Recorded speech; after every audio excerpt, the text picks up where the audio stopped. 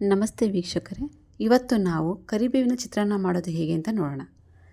ಮೊದಲಿಗೆ 8ರಿಂದ 10 ಎಸಳು ಬೆಳ್ಳುಳ್ಳಿ ತೊಗೊಂಡಿದ್ದೀನಿ.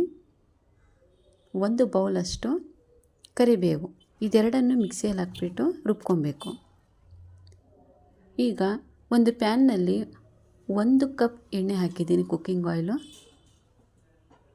ಬಿಸಿ ಆದ ಮೇಲೆ ಅರ್ಧ ಚಮಚ ಸಾಸಿವೆನ ಹಾಕ್ತಾಯಿದ್ದೀನಿ.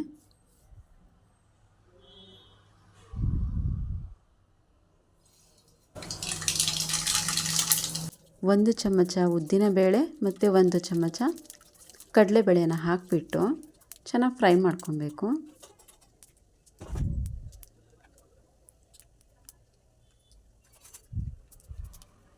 ಈ ಸ್ವಲ್ಪ ಕಲರ್ ಚೇಂಜ್ ಆದಮೇಲೆ 1 ಬೌಲಷ್ಟು ಉದ್ದಗೆ ಕತ್ತರಿಸಿದ ಈರುಳ್ಳಿನ ಹಾಕ್ತಾಯಿದ್ದೀನಿ.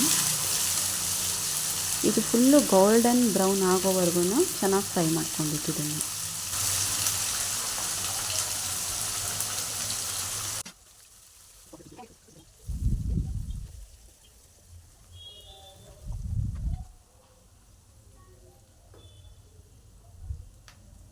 ನೋಡಿ, ಈಗ ಫುಲ್ಲು ಗೋಲ್ಡನ್ ಬ್ರೌನ್ ಆಗಿದೆ.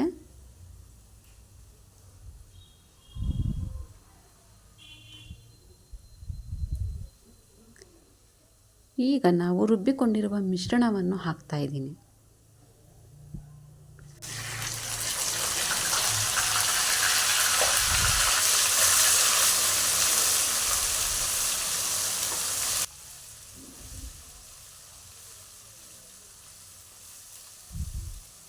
ಇದು ಚೆನ್ನಾಗಿ ಫ್ರೈ ಆಗಬೇಕು. ಇದು ಒಂದು 3ರಿಂದ 4 ನಿಮಿಷಗಳ ಕಾಲ ಫ್ರೈ ಮಾಡ್ಕೊಬೇಕು. ಅರ್ಧ ಚಮಚದಷ್ಟು ಹಸಿಮೆಣಸಿನಕಾಯಿ ಪೇಸ್ಟನ್ನು ಹಾಕ್ತಾಯಿದ್ದೀನಿ. ಅರ್ಧ ಚಮಚ ಕರಿಮೆಣಸಿನ ಪುಡಿ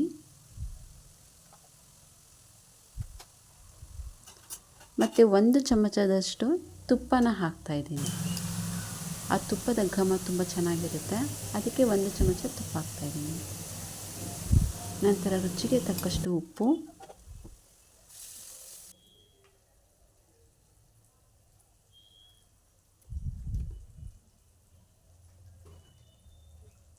ಈಗ ಚೆನ್ನಾಗಿ ಫ್ರೈ ಮಾಡ್ಕೊಬೇಕು ಫ್ರೆಂಡ್ಸ್. ಇದೆಲ್ಲ ಹಾಕಿದ್ದೀವಿ.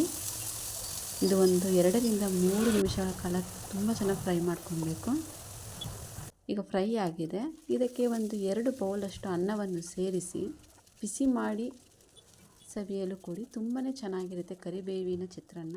ಇಷ್ಟ ಆದರೆ ಸಬ್ಸ್ಕ್ರೈಬ್ ಆಗಿ, ಲೈಕ್ ಮಾಡಿ, ಶೇರ್ ಮಾಡಿ, ಕಮೆಂಟ್ ಮಾಡಿ.